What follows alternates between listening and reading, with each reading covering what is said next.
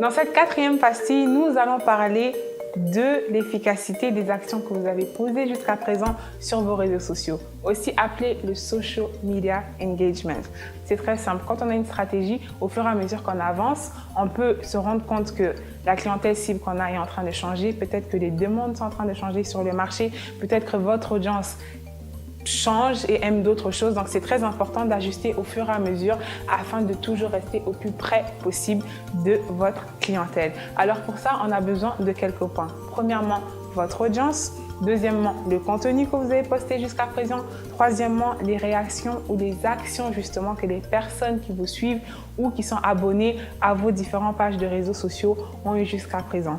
On va prendre un exemple. Si jamais vous avez posté, on va dire une vidéo ou une photo d'un de vos produits, comment les gens ont-ils réagi? Est-ce qu'ils ont énormément aimé le contenu que vous avez posté? Est-ce que vous avez eu certains commentaires négatifs? Est-ce que quand vous faites la somme des deux, c'était 50-50? Est-ce que vous avez eu beaucoup plus de personnes qui ont aimé ce que vous avez posté? Est-ce que vous avez eu un tout petit peu de personnes qui ont aimé ce que vous avez posté? C'est très important de pouvoir compiler les résultats que vous avez pu constater jusqu'à présent afin de savoir où est-ce que vous devez aller et aussi de savoir si justement toutes les actions que vous avez posées jusqu'à présent sont en ligne avec les objectifs que vous voulez atteindre. Donc, c'est très important d'être en mesure d'évaluer tout ça et ça, c'est très simple.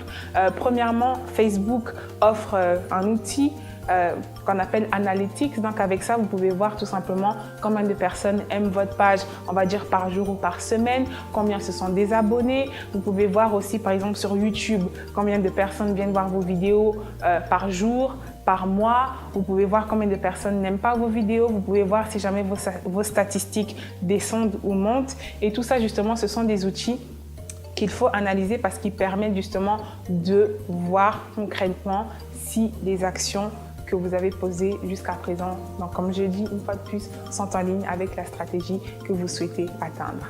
Un autre indicateur clé est le partage. Plus votre contenu va être partagé, plus les personnes vont être amenées à aller visionner votre contenu. Donc vraiment, par rapport à ce que vous postez, regardez les contenus qui vont être repartagés parce que ça, c'est un indicateur qui montre que les personnes ont vraiment aimé ce que vous avez partagé avec elles.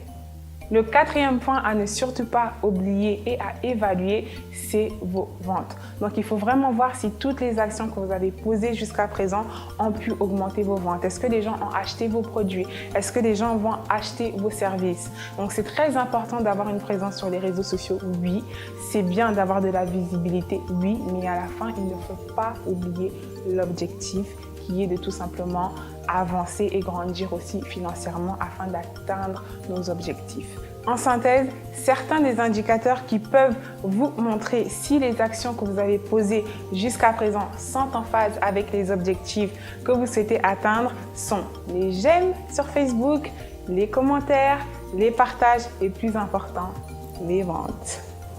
Prochainement, je vous retrouverai dans la dernière pastille qui parlera de comment établir votre image de marque, de la développer et de la maintenir intacte.